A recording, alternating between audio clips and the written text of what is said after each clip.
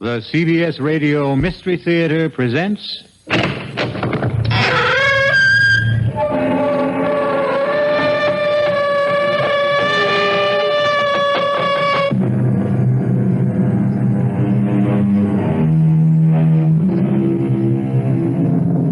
Come in. Welcome. I'm E.G. Marshall. Welcome to the sound of suspense. Welcome to the fear you can hear. But mostly, welcome to the world of terrifying imagination. The story you are about to hear is a love story. But a love story which begins at the point where many love stories end. It begins after the wedding march has been played, after the vows of love and fidelity exchanged. It begins on the honeymoon in a strange and terrifying fashion. Don't come near me. Stay away from me, Dad. Susan, are you out of your head? I saw her picture. Do you hear me? I found her picture on our honeymoon.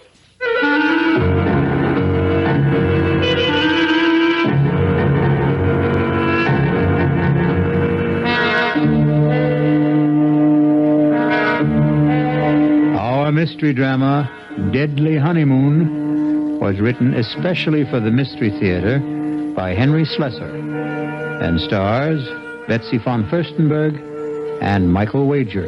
It is sponsored in part by Anheuser-Busch Incorporated, brewers of Budweiser, and by the Kellogg Company, makers of Kellogg's Special K cereal.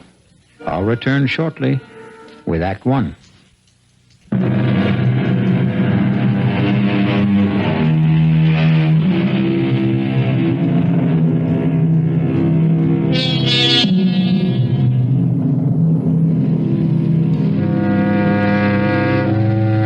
Our story begins 36,000 feet in the air on a flight which departed from New York's Kennedy Airport and in another hour will be touching down at O'Hare Airport in Chicago. There are almost 100 passengers on this flight, but an observant stewardess is giving special attention to that handsome couple in seats 18A and 18B. Perhaps it's because all honeymooners have a special radiance. Are you sure you wouldn't like some more coffee? Oh, no, thanks. Not for me. I wouldn't mind a cup. Here you are. Thanks. Just ring if you need anything else. You'd think we were the only people on this flight. As far as I'm concerned, we are. Oh, Dan, I feel absolutely drunk with happiness. Is that a funny word for the way I feel? No. It's a great word, Susan. I was flying hours before we got on the plane. Oh, what time did you say we land in Chicago? About 2:30. Is it far from the airport to the hotel? Oh, actually, it's only about a half an hour from O'Hare to downtown. About 16 miles. Still, I don't think we'll have time to make Evanston today, do you? Well, it might be better to go in the morning. You can call your aunt from the hotel. Dan, you sure you don't mind going to Evanston? I mean, I just couldn't possibly be a few miles away and not see Aunt Clara. Besides, I want to show off my new husband to somebody, and she's all the family I have. Was she your mother's sister? No, my father's. She came east when my parents were killed in that crash. Stayed with me for a month or so. That was about the most that either one of us could stand. She sounds like a holy terror. Oh, no, she's just crotchety, that's all. But she'll only be more crotchety if she learns that I passed through Chicago and didn't even stop by.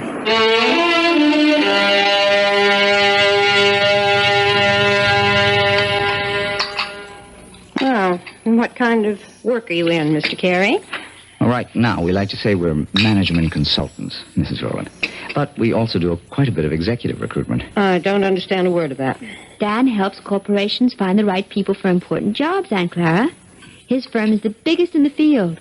Isn't it, Dan? Well, it's always hard to measure business like ours. But it has offices everywhere, doesn't it?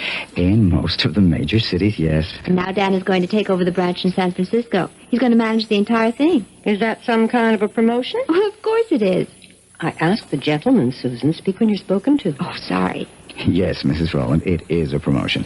Truth is, it's a job that everyone in my office has been after. Oh, it's just worked out so beautifully for us. I mean, Dan having to move to San Francisco.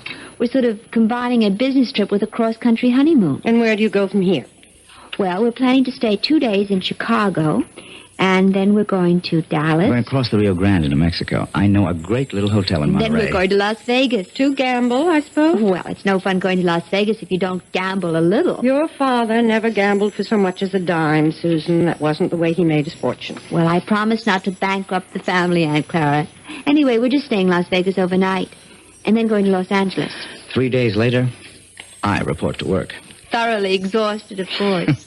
Well, if that's your idea of a honeymoon, I hope you enjoy it. Susan, I suppose lunch is almost ready. You want to help me bring it out? Oh, yes, of course. Kitchen's this way, in case you've forgotten. The truth is, I have. I'm glad to be able to talk to you alone for a minute, Susan. Did you like Dan, Aunt Clara? Isn't he good looking? Older than you, isn't he? What difference does that make? How long did you know him? Oh, we met at a party at the Williamsons. Do you remember my friend, Tracy Williamson? Didn't ask you where you met. I'm asking you when. Well, it was about 3 weeks ago. 3 weeks? Oh, for the love of heaven, Susan. Aunt Clara, the time you know somebody isn't always the most important thing. He's practically a stranger. How can you be sure of anything about a man you've known for 3 weeks? From the time we met, I saw Dan every single day. Susan, when a girl is all alone in the world, when she has independent means Please, of her own... Addie, don't start in about Dan being a fortune hunter. I don't have that much money, and it's all in trust anyway.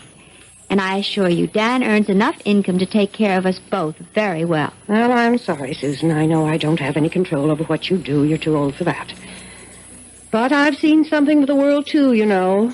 And the most important lesson I've ever learned is never trust a stranger. Aunt Clara, that's ridiculous. Now, can we bring out the lunch?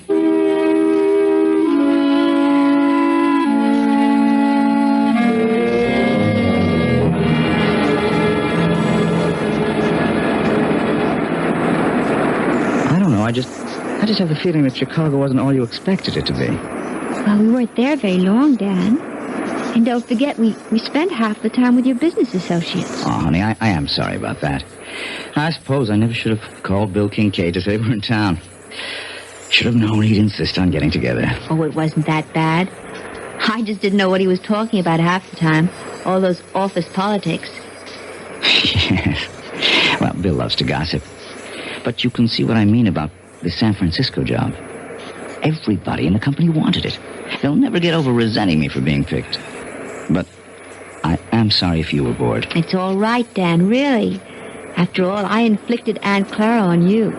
She was okay. Well, I know you didn't find her very friendly. Well, why should she be? I think she's a very protective type. Anybody you married would get her jaundiced eye. Yes, I suppose that's true enough. Dan, how long did you know Terry Williamson? Who? Terry, my ex-roommate. We met each other at her house. Or have you forgotten that already? Tell you the truth, darling, I didn't know whose house I was at that night. Oh, so Terry wasn't the one who invited you? No, it was a man named Bob Chambers, one of the executive types. I got placed at General Utilities. Don't ask me who invited him, because I don't know. I see. So it was all sort of roundabout.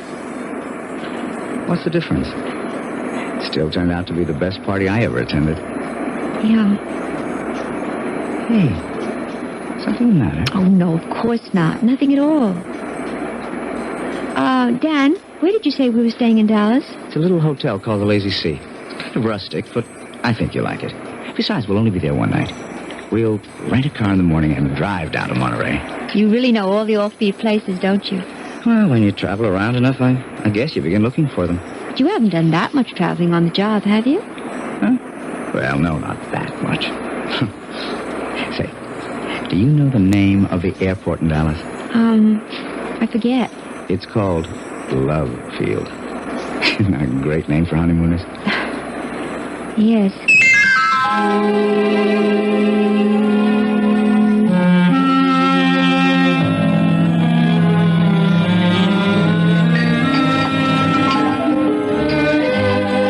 Hi, Susan. Oh, there you are. I was starting to worry. No, I had a little trouble with the phone lines back to New York, but I got through okay. Everything all right? Yeah, sure, everything's fine. Hey, you look a little strange, though. Oh, no, I'm all right. I had a drink while I was waiting for you. Say, you better watch that tequila. It sneaks up on you like a bandito. Actually, something sort of funny happened. What do you mean? Dan, when we were in Chicago in that restaurant, I forget the name of it. The place we went to with Bill? Yes, when you and your friend were talking about all the office politics back in New York, I saw this man looking at us. What man? Well, he was at the bar. I'm not even sure why I noticed him. He was wearing this plaid raincoat. I remember wondering if it had started to rain. I guess you were just bored with all our talk. Anyway, I saw him turn to look at us. Probably to look at you. Can't blame him for that. The funny thing is, as soon as you turned around, he got up very quickly and left. Susan, I don't remember seeing anyone in a plaid raincoat. And I'm afraid I don't see anything unusual about it. Well, I guess I didn't either. I probably wouldn't have given it another thought, but I think I saw that same man here again today. In Monterey? Oh, you're kidding. But I can't swear it was him. I didn't get a good look at his face the first time. All I really noticed was the coat. And you saw the coat again? Is that it? Yes. He was carrying it over his arm. Oh, darling. You know the story about the airport truck? Airport truck? No. Well, this guy on a plane looks out the window and sees one of those little red airport trucks. You know, fueling the plane, bringing food aboard, something like that. Anyway, the plane takes off from New York and lands in Chicago. Another little red truck comes out to meet it. The guy next to him says, "Hey, we made good time, didn't we?" And he says, "Yeah, but that little red truck really made time." Well, I can see that I didn't marry a great audience. Oh, I'm sorry, Dan. It's just, it bothered me a little. Oh, forget it. And speaking of airports, next up, the City of Angels.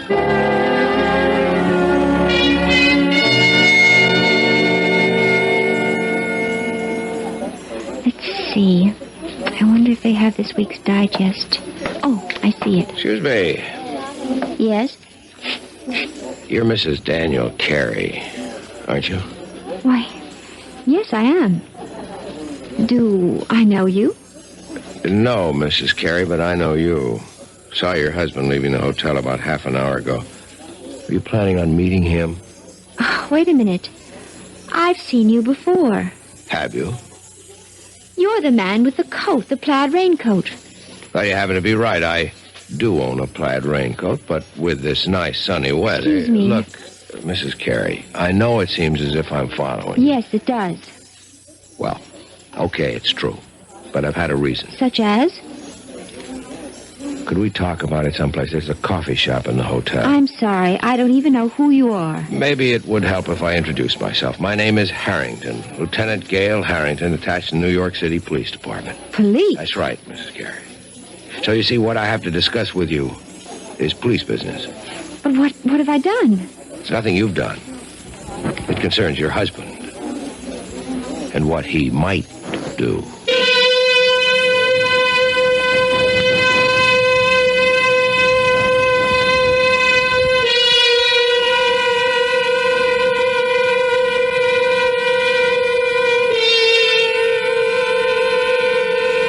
It looks like Dan and Susan Carey's honeymoon is in for a surprise. Or perhaps more than one. Maybe Susan will soon wonder if her Aunt Clara wasn't right about a number of things, including her cynical advice about trusting no strangers. We'll find out about the new stranger in Susan's life when I return shortly with Act Two.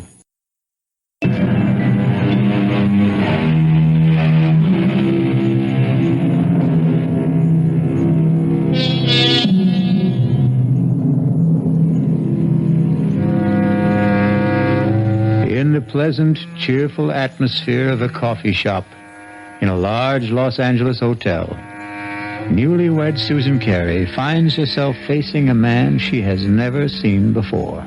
A man whose solemn eyes look at her over a steaming cup of coffee and seem to warn her of nightmares to come. But so far, Lieutenant Gail Harrington of the New York Police Department is merely asking questions. How long have you been married now? Only about 10 days. Was it a long engagement? Did you know your husband for some time before? No, not very long. Well, could you be more specific? How long ago did you meet him? And where? Well, it's a month now. Just about that. A month? Then you really don't know much about him, do you? Oh, you and Aunt Clara. Beg pardon? Lieutenant, will you please tell me what this is about? Has my husband committed some crime? Is that what you're implying? Oh, I didn't say that, Mrs. Carey. But believe me, it would be helpful to both of us if you could just tell me a little bit about the circumstances. You know, I don't see why this has to be so one-sided. Now, please bear with me. All right. I met Dan at a party at a friend's house about a month ago. We talked a lot. We liked each other. We started dating. I saw him every single day. What business did he tell you was it? Why, you make it sound as if he lied to me. No, I didn't mean to do that. He's a management consultant. I know he is. He's just gotten a very important job in San Francisco, head of the entire office. We're going there tomorrow. So that was the purpose of the trip. Yes. But since you've been married 10 days, I gather it's a honeymoon as well. Well, naturally it is. Yes, naturally. Lieutenant. Miss Carey, do you know if your husband was ever married before? Married? No. Are you really certain? Now, wait a minute. Are you trying to tell me that Dan's a bigamist or something? No, Mrs. Carey, certainly not that. Then what is it? I've got to tell you, but you have to understand one thing. Now, I am not assigned to this case anymore. My interest is strictly unofficial. I may be completely mistaken, but you're the only one who can prove it one way or another. Prove what? About whether your husband ever called himself Don Crawford, and once 4 years ago, David Chase. See? All the same initials, like Dan Carey. You are saying he's a criminal? Not just a criminal, Mrs. Carey. A wife killer. You're crazy. I hope so. Believe me, I do. Let me start at the beginning. If you still think I'm crazy by the time I'm finished, I'll be happy to buy you that coffee and go on my way. But if you think I'm not, if you have any doubts, then I want you to tell me so and let me help you. All right. Go on. I know you're wrong, but go on. I first heard of Don Crawford back in 1965 when I was attached to the homicide detail in the Los Angeles PD. Mrs. Crawford was the former Edith Burbank. She was the youngest daughter of a wealthy family in Baltimore. Only when I saw her, she was never going to enjoy her money anymore. She was dead. Her throat had been cut by one of those, quote, mysterious intruders, unquote, that the papers like to write about. Her husband, Don, was broken-hearted, naturally. Had only been married 4 weeks. But her death also made him some money. Not a fortune, really. There was a mix-up about her will, and he ended up with nothing but a handsome payoff from the family. Mrs. Carey, you okay? I can't believe I'm sitting here listening to this. I won't be long, I promise. Anyway, I was assigned to the Crawford case, and I didn't exactly cover myself with glory. You mean you never found the mysterious intruder? That's right. So naturally, you decided that maybe there wasn't any. Let me go on, Mrs. Carey, okay? Yes, go on. Anyway, I ran into a similar case about 4 years ago. The murder of a young bride fresh from her honeymoon, a broken-hearted groom named David Chase. I thought Chase and Crawford were one and the same man. But I couldn't convince the district attorney of the resemblance. But I am still convinced, Mrs. Carey. And you think Dan is the same person? Oh, he's changed again, of course. His hair is lighter than Chase's. He's thinner and paler. But there's something about the face I can't forget. And even if it's true, you still have no proof. Is that it? You couldn't solve your case, so you're holding on to your first solution. Wait, Mrs. Carey. Let me tell you why I was so sure that Crawford and Chase were the same man. It was because of the honeymoon. What? It's my theory that their honeymoons were identical. A compulsive honeymoon, you might say. That is ridiculous. Criminals are like that. Creatures of habit, most of them. Afraid to change a pattern, maybe for fear that their luck will change with it. What do you mean by it? I stumbled on the coincidence accidentally. But as far as I could trace it, Don Crawford and David Chase took their brides to the same places. They did the same things. And I knew that if I ever saw that pattern duplicated, I would have my killer. I hope I'm wrong, Mrs. Carey. But you are the only one who can tell me. And my first question is this. Was your first stop Chicago? Yes. Yes, of course it was. And you knew that. That's where we first saw you, in Chicago, in that restaurant. Okay. I just wanted to make sure. You can't possibly make something out of that. Dan wanted to see people in the Chicago office, and I thought it would be nice to visit my aunt in Evanston. She's my family. Was your next stop after Chicago in Texas? Yes. We went to Dallas. Dallas is a wonderful place to visit, Lieutenant. I don't see anything so peculiar about that. Both Chase and Crawford went to Dallas. They chose offbeat hotels. I guess they didn't care to be seen very much. Where did you stay in Dallas? It was a perfectly nice hotel. I don't think you could describe it as offbeat. All right. And then the next stop would be Monterey. You knew we were in Monterey because that's where I saw you the second time. By that time, Mrs. Carey, I'd made up my mind to follow you. Are you saying that these supposed wife killers you're talking about also went to Monterey? Yes, they did. And from Monterey to Las Vegas. Well, then you're wrong, Lieutenant. You're completely wrong. You mean you didn't go to Vegas? No. So there goes your famous theory, doesn't it? Well, I admit I'm We surprised. changed our mind about Vegas. We decided that we might be too tempted to gamble away all the money we had for the trip. Ah, so you did have it on the schedule. Well, yes. Yes, we did, but we didn't go. You really think that changes the pattern? The fact that you didn't go? Oh, please, I can't stand any more of this. I don't want to hear any more of it. Mrs. Carey, Edith Burbank was killed in Los Angeles, in her hotel room. This hotel. I'm leaving. I'm leaving right Carey, now. wait. You're wrong. You've got Dan mixed up with someone else. Let me finish, please. Just one more Oh, moment. please, no, please let me go.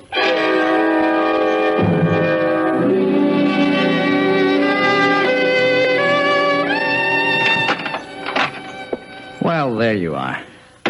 Oh, I didn't realize that you were back already. Yeah, I told you I wouldn't be gone more than half an hour. I thought you'd be in the room. I went downstairs to get a magazine. Didn't they have any?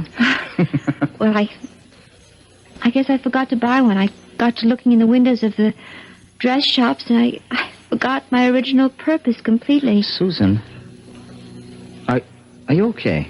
Of course. Why do you ask? I don't know. You've got that funny look in your eyes again. Have I? Doesn't matter. They're still the two most beautiful eyes in the world. Hey, what is this? Don't tell me the honeymoon's over so soon. Why do you say that? That was like kissing a snowman. I guess I just don't feel like myself today. I think maybe all this traveling has worn me down a little. Oh, I'm sorry. Well, we don't have much further to go. Just one more plane trip to San Francisco. Yes. Look, maybe you'd rather not go out tonight. Maybe you ought to stay in, order some dinner in the room. I don't mind. But you wanted to go to that restaurant, the one you told me about. You've been looking forward to it. The landmark? Yeah. Well, I did want to try the place. It was supposed to be really spectacular. But you've never eaten there before. Well, no, how could I? I've never been in L.A. before. I was thinking today that, well, you seemed to know the city so well when we drove around. You didn't seem to have the slightest trouble. Streets are very well marked in this town. It's really a pleasure to drive here. Look, you know what I think? I think you ought to take a nap before dinner. Yes, I was thinking of lying down, but I don't think I can sleep. Okay, then. Just read your magazine. Wait a minute, you haven't got one. I'll take care of that. Where are you going? Going to get my bride something to read. How about a nice magazine about cooking? You know, I never did ask you if you can cook. Just get me a news magazine of some kind, all right? Uh-huh, the brainy type. I should have known. See you in 10 minutes. I'll take the key so you won't have to get up. Yes, all right. Oh, dear God. It can't be true. There just can't be any truth to what that man said. He's made a mistake. Terrible mistake. Dan's luggage. His initials, D.C. Oh, but anyone could have those initials. Anyone. I wonder if... It's open. Oh, for heaven's sake, what am I doing? Searching my husband's luggage like some kind of hotel thief. No, I won't do it. I won't. I'm not going to believe any of it. I won't. Who's that? Hello? Mrs. Carey, it's Gail Harrington. Leave me alone. Stop bothering me. You shouldn't have run off like that, Mrs. Carey. You didn't give me a chance to finish what I was saying. I told you, I don't want to hear any more. It isn't true. You've made a mistake, Lieutenant. Your husband is at the newsstand right now, Mrs. Carey. I can see him from where I'm standing at the house phones. And the more I look at him, the more sure I am that I'm right. No, you're wrong. I want you to hear the rest of the story about Crawford and David Chase and what they did on their honeymoon. Maybe what I told you before didn't convince you, but if you heard a few more things... I'm going to hang up, Lieutenant, right now. I wanted you to know where Don Crawford took his wife the night she was murdered in a room. He took her to a restaurant called The Landmark. You ever hear of it? Mrs. Carey? Hey, are you listening? No. No, I'm not listening. I won't listen.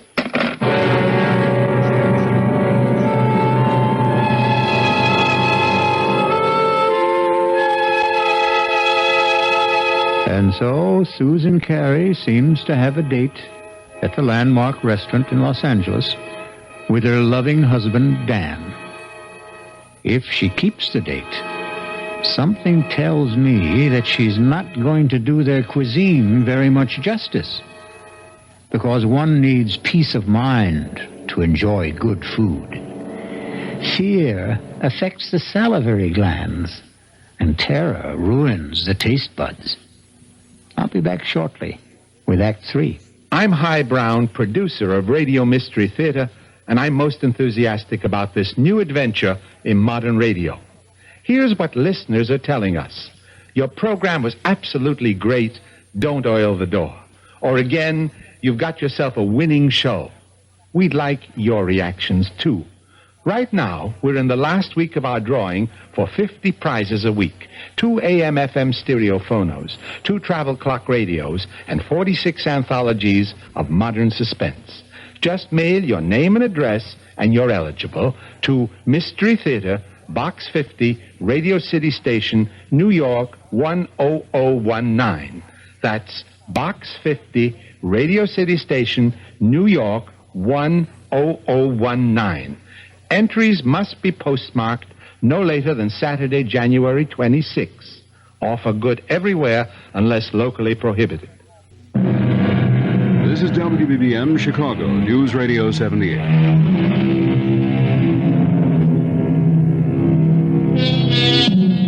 Well, what have we here?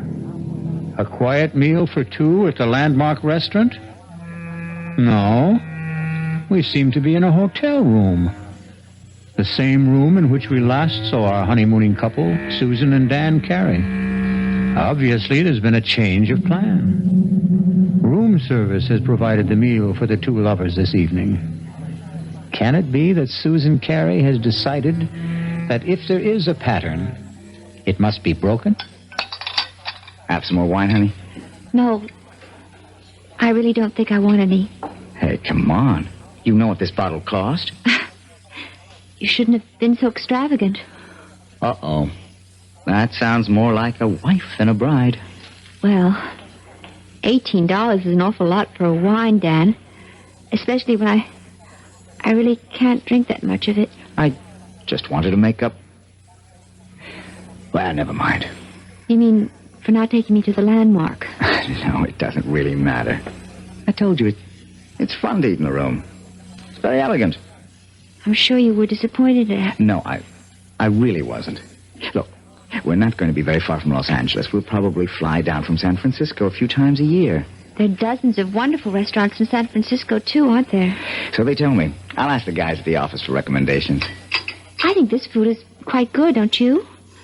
Yeah, sure, it's fine. Tastes even better with the wine. Well, all right. I'll have some more, I guess. That a girl. Now, look, I'm not trying to get you drunk, you understand, so I can take advantage of you. Although, come to think of it... Dan, oh, don't! You almost knocked the table over. Sorry, I guess I got a little carried away. You look very delectable in that robe. Oh, did you really like it? Irresistible. I didn't take much of a wardrobe with me. Well, you said you were going to buy clothes in San Francisco. Yes, if I can find out where to go, I'll take you down to Union Square. I hear that's the place. Oh, I have told you about the weekend, haven't I? No. What about it? Well, I thought we'd get our first look at the town by taking one of those Circle Line cruises. That okay with you? Oh, yes, that sounds lovely. I love to see places by water. And if we can squeeze it in, we might go picnicking in Golden Gate Park. They've got this Japanese tea garden. It's supposed to be very nice. Yes. All sounds wonderful, Dan. Susan, I just wish you felt better.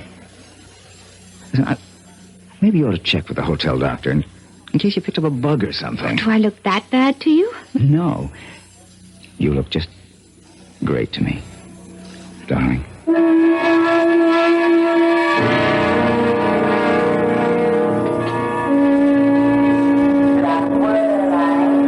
Yeah, I think that'd be a good idea, honey. Reserve the car ahead of time. Then we can pick it up right away in San Francisco. Whatever you think, Dan. You wait right here. I'll go over to the counter. It's all right. Be back in 10 minutes. All right, Dan. Mrs. Carey. Oh, no.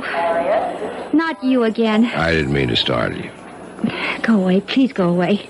I don't want to see you anymore or hear anything you have to say. Now, I know that I seem to be persecuting you or something. As you can see, Lieutenant, I am in perfectly good health. I was not murdered in my sleep in that hotel room. Look, Mrs. Carey, I've only got a few minutes before your husband gets back. I just wanted to finish my story about this other guy, this David Chase. I don't care if you are a policeman. I'll call someone and have you arrested for bothering me. David Chase's wife didn't get killed in Los Angeles. She died in San Francisco. Where? In her hotel room? No, not there. But they stayed at the San Remo. Is that where you're staying? Yes, but millions of people do. No, there wasn't any mysterious intruder this time. In fact, Mrs. Chase's death was listed officially as an accident. She had a little too much to drink at dinner, and her feet got tangled up on top of a very steep hill. The fall broke her neck. It was her very first day in San Francisco. She and her husband had quite a day, too. They took one of those boat cruises to see the city. Then they went to Golden Gate Park, to the Japanese tea garden. Miss Carey, are you okay? No. No, I'm not okay. How could I be? That night they went to a restaurant called the Vendome. That's where the lady drank too much, at least according to her husband. Oh, dear God. Listen, Mrs. Carey, I can't follow you anymore. I've got a job to get back to. I want you to take this. Gun. Quiet. Don't draw anyone's attention to us. Just take it. If I'm wrong and you don't need it, fine. Just throw it away. No, I don't want I it. cannot have you on my conscience, don't you understand? All right. Yes, all right. I'll take it. I still say you're wrong. I hope so. But I don't think I am.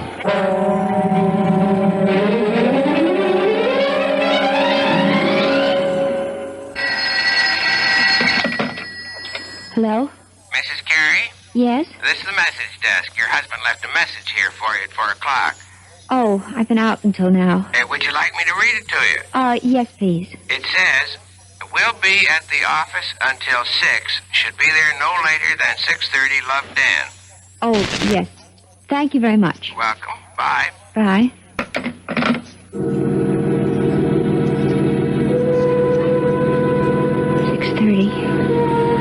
$6:20 now. Oh, God. Why do I keep staring at his luggage? Why can't I just forget about it? No. It isn't dishonest. It's just something I have to do. No, nothing in this one but clothing. This one has papers and things. All his documents. Birth certificate. Honorable discharge. U.S. Navy. Daniel Eldon Carey. That is his name. It is. That Matt Harrington was wrong. Doesn't this mean he was wrong? Or does it just mean that... No. I'm not going to start thinking that way. These look like photographs. Maybe his family... Oh, no, wait. This picture is signed. Such a pretty girl. To Dan. All my love forever, Edith. Edith. What was the name he said? That policeman, what was the name that man's wife was? Wasn't it Edith? Oh, no. Who is it? It's me, honey. Oh, 1 second. Hi, sweetheart. Sorry. I forgot to take my key. Hey, I'm not late, am I? I told him at the desk I'd be back at 6. Well, it's not even that. Hey, why is it so dark in here, Susan? Oh, I just cut back myself. I didn't think of turning on all the lights. Susan, I have a confession to make. I wasn't at the office at all. My new staff thought they ought to christen the new boss. I tell you one thing about San Francisco. It's a hard-drinking town. Susan, what's the matter? Dad, I found her picture. What? I found her picture. Your first wife's. What are you talking about? I was never married. Then what's her picture doing in your luggage? Hey, what's going on here? You must be drunker Don't than I come am. near me.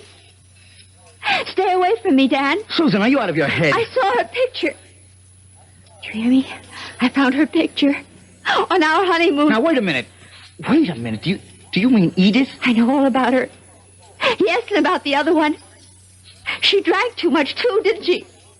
She was drunk, too. Now, look, will you calm down? Is that what you were planning to do tonight? Get me drunk? At the restaurant? You were going to take me out to dinner tonight, weren't you? Of course I was. I asked one of the guys at the... I can tell you the restaurant he picked. Do you want me to tell you the name of the restaurant, Dan? It's the Von Dome, isn't it? Well, yes. I mean, it is. How did you know that? Because I know it all. I know everything. Oh! No, don't come near me. I'll call the police. Now, Susan, look. I don't know what the trouble is, but you've got to be sick. You need help. No, don't come any closer. You've been acting funny ever since we left Chicago. I'm warning you. Look. My God. I've got a gun. Susan, put that down. I'm not going to end up like them. Give me that thing, Susan. Don't. Oh, don't, Dan, Susan. please. Susan. I don't want to shoot you.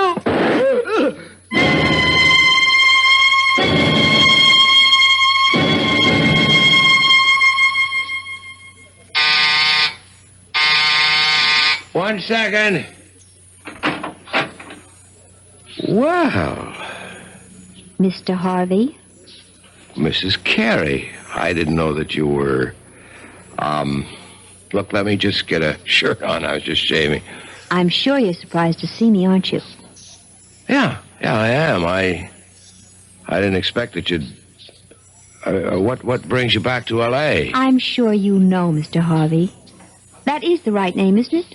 Not Harrington? I guess that means you know all about my little joke. The gun wasn't a joke, was it? The gun was real. Now, look, I can tell you're upset, but I didn't mean any harm. I mean, I like Dan. I really do. You despised my husband, Mr. Harvey. Why don't you admit it? You hated the fact that he got the job you wanted in San Francisco, and all you got was an assistant manager's job in Chicago. You are wrong. I just thought it'd be a good gag, a good joke on Danny boy. Yes, I've heard about your reputation. The great practical joker. You thought of a great one this time. Yeah, but that's all it was. You gave Dan the itinerary for our honeymoon trip. You were just being helpful, of course. You gave him all the names and places, all the benefit of your traveling experience. That was the gag. See, I thought if Dan took you to all the places I listed for him... You even knew about Edith, the girl he was once engaged to, the one who died. She became his murder victim in your little fantasy. What did you think would happen, Mr. Harvey? Did I get frightened enough to kill Dan so that you might get the job he took away from you? Listen, is Dan all right? I thought you might want this back, Mr. Harvey. Your gun. Oh, now, wait a minute. Don't do anything stupid. Oh, you don't have to worry. I found out that I'm a terrible shot. Then Dan's alive? See for yourself. Hello, Marty. Dan! Thank heavens you're okay. Look, Dan, I didn't mean for anything serious to happen. See the bandage, Marty? Just a flesh wound in my arm. I'll be okay. I'm glad to hear it, Danny. Honest, I am. Mm-hmm. But I am learning to use my left arm, though. Like... Wait a minute. Get! Oh, no, don't. Please. I didn't mean it. Don't hit me again. Relax, Marty. I've got better things to do. I've got a honeymoon to finish. Although with any luck, it'll never end.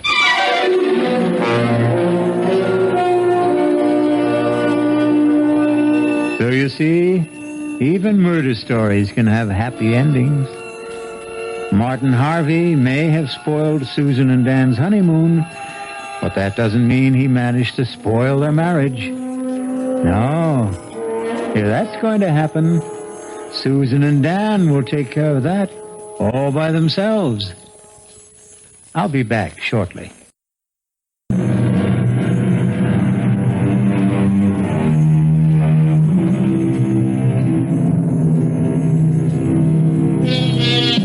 A purist might claim that the story you have just heard isn't a murder story, since no one was actually killed. The murders which took place were all in the imagination of Martin Harvey, who passed them on to the mind of Susan Carey. But it's a good demonstration of the point we've tried to make all along, that the most terrifying crimes can happen within the theater of the mind. Our cast included Betsy von Furstenberg, Michael Wager, Elspeth Eric, and Mason Adams. The entire production was under the direction of Hyman Brown.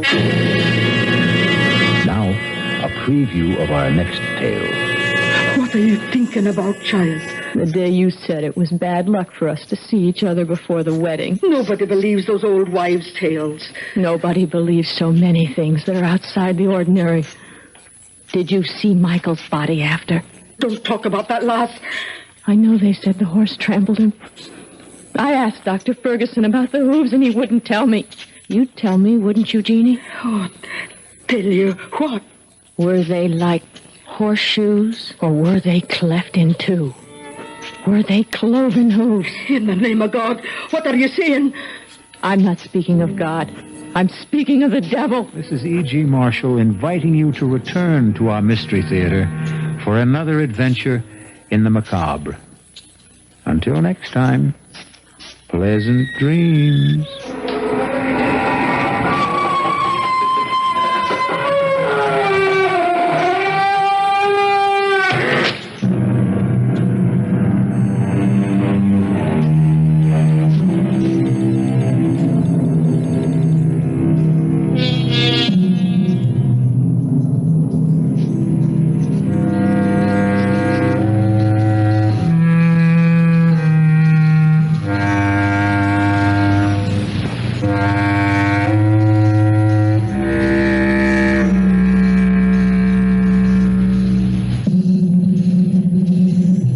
WBBM News Time, 11:23.